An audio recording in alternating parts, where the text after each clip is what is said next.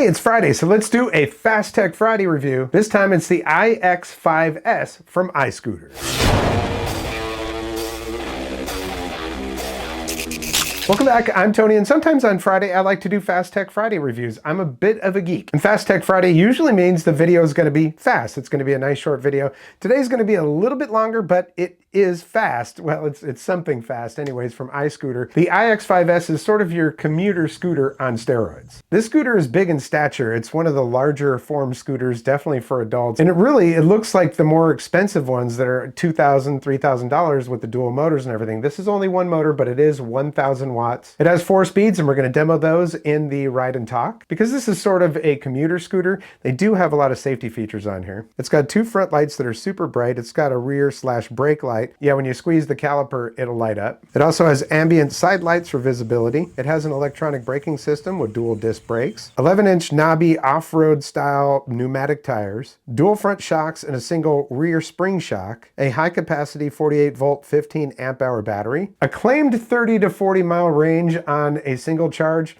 I haven't experienced that myself. I haven't gone that far. I mean, I've gone probably about 10 or 15 miles on it. It's enough for me to evaluate it. The first time I took it out, I hadn't charged it at all. It came about and looked like 2/3 of the way charged, and that ran out pretty quickly. But once I charged it all the way to the top, that lasted a lot longer, and I've probably gone through, I don't know, about 1/3 of the battery now. I'm not a small guy. I weigh around 195 to 200. Well, they claim that this will take up to 330 pounds. The more weight you put on it, the more the battery sags when you're putting it under any stress, like going up hills or through dirt, which does mean diminished performance. It was easy to put together. I won't say super easy because well, you'll see. I'll go ahead and show you that real quick, and then we're going to take it out for a ride and talk, come back, show you the features on it, and then give you my final conclusions. So this is packed really nicely, as you can see. Everything is nice and compact because the handlebars actually fold down. So once you get all the stuff off of it, you're going to go ahead and pull that up, and you're going to pull out the wheel and this little bag right here. And in the bag, you've got your toolkit. They give you everything you're going to need to put this thing together and to maintain it. Well, mostly everything. And then you've got your power block with a nice sturdy plug. That's your power block right there. Got your documentation in here, manuals, safety instructions and things. Now, on this one, you actually have to put the wheel on yourself. This might be the first scooter where I've had this happen. You just got to make sure that you get the disc to go right between the brake pads. And when you tighten this, don't tighten it too much, because if you do, it pulls the wheel over to one side, and that's what I was checking right there to make sure it was in the middle. And when you pull this up, it's going to click into place. And when you pull that up, your handlebars click into place, and they've got little cuffs that you're going to use to secure those. And then this hook right there, you're going to jam that into place. That's a safety lock. Once you get that in place, you might want to try to raise your stem there. You're going to push that little button, and there's a lever on the side. Once you do that, you can pull it up. At this point, the brakes are turned around the other way and everything so that they can pack this thing tightly. So you're going to have to adjust all that. So the handlebars will only go up so far, but once you secure all of that and put it in the position that you need it to be in, then you can pull it up a little further.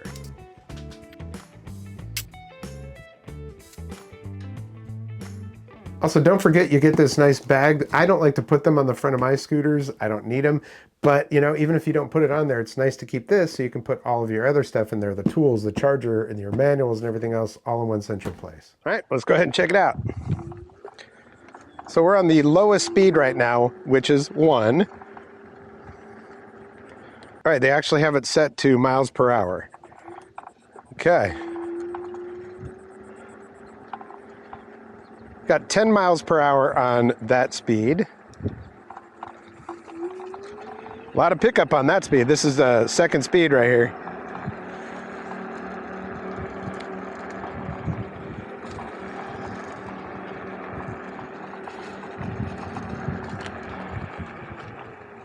We got 15 miles per hour right there, and boy, the brakes really work well. All right, so now this is the 3rd speed.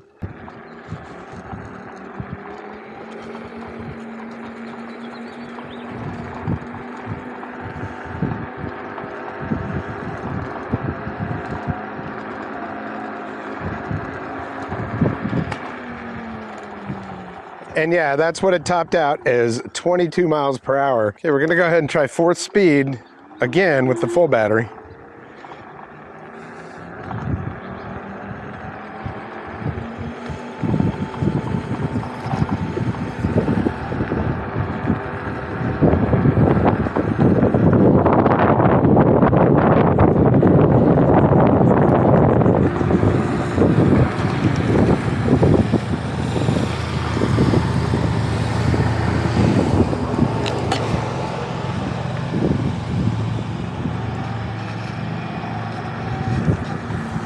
Okay, we had to get away from that lawnmower, but dude, we got up to 27 miles an hour right there. That's a little hairy. For me, you know, I think third speed is probably just fine. So the first time that I took this out, I didn't have a full battery. So today I've got an absolutely full battery. We're gonna take on this hill right here, and it's got at least a 30% grade on it. I'm in third speed right now. And boy, this thing is real torquey once you got that battery full. Let's see how it does. Keeping in mind that I weigh about 200 pounds, 195 to 200. Oh yeah, a lot better when you got a full battery. Something to keep in mind though, because if you don't have a full battery and you're out somewhere, that battery will start to sag.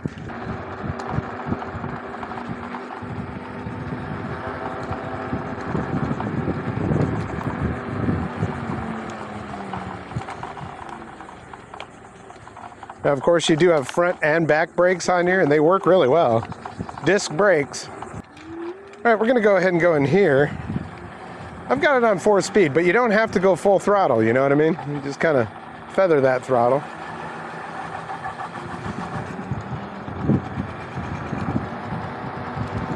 All right, well, let's just see how it does on some gravel and dirt, off-road type stuff.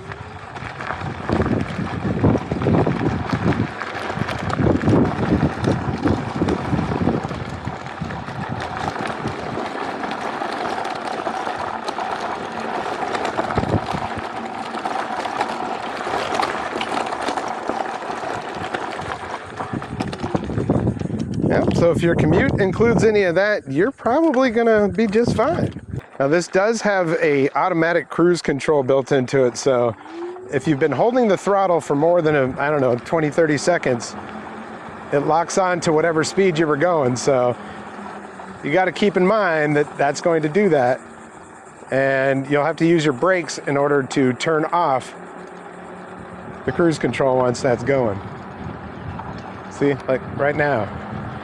That cruise control is going, I'm not even using the throttle at all.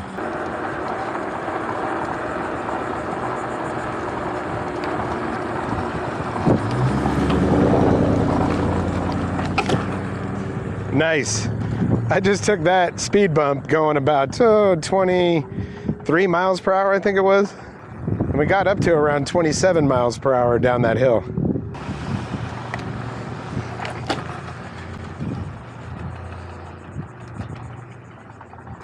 Tell you what, it takes those speed bumps really well. No problem. Very comfortable ride. All right, let me just show you this real quick. To let your handlebars down, you just loosen this up, this cuff, and then you're gonna pull it over, and it just, you know, so I just pulled it like this, and it goes down like that. So you can fold this thing up really, really well. That's good. To open it up, just pop it up, it'll snap, then tighten that cuff. Turn it on, you're just gonna turn your key on, and then you've got a power button that's right here. Do that while the lights were turned on, so as you saw they came on. They're very bright. So the way the lights work is the first time you turn it on it's going to be bright, the second time it's dimmer, and the third time it's flashing. So if you really need to have that visibility. So once again, bright, dimmer, flashing. Then there's a horn. This is the type of controller I usually see on more expensive models. You got your battery right there, your voltage right there. That is the speed that you're in, so it's 1 right now. And if you hit this little speed button right here, then it changes. That's eco, then that is normal, and then you got your sport mode. Got your trip up there, and if you hit this again, that is your odometer, and you can reset that as well. I just reset that this morning before I went for a ride. To power it on or off, you're just gonna press the power button and hold it. But it won't turn on if the key is not in there and turned on. So put that key back in there, and then we'll turn it on. And if you do want to reset the odometer, you just press this button and you hold it for about 10 seconds.